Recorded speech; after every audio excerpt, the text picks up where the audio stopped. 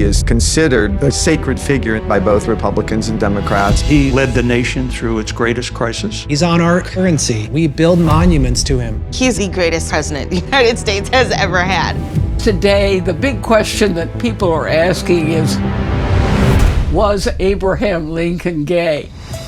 In the 19th century, for many men, their closest relationships were other men, and same for women. Men could live with another man when they're single, and often did, and shared beds. Lincoln probably slept in the same bed with men more than he did with women.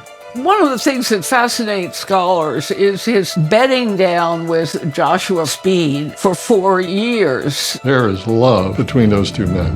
When you put together all of the evidence, it's really startling. Lincoln has a type: dashing, daring. We have this notion that if you have an attraction like that, boom, that's your orientation. Sexuality through the mid-19th century was far more fluid. But for someone who wanted a political career, it was mandatory that you have a wife. Dear Speed, I shall be very lonesome without you. Yours forever, Lincoln.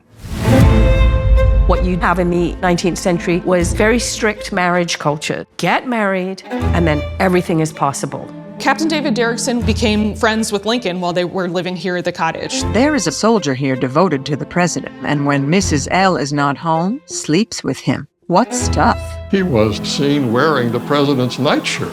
If you want a smoking gun, here it is. But then you see all these shifts to the end of the 19th century. Freud was devastating to sexuality, defining very rigid categories. And they're saying if a man loves another man, it's unnatural. Homosexuality is a mental illness. It was not only wrong, it was punishable. If Lincoln were to look down today, he would see the United States at a particularly fragile moment.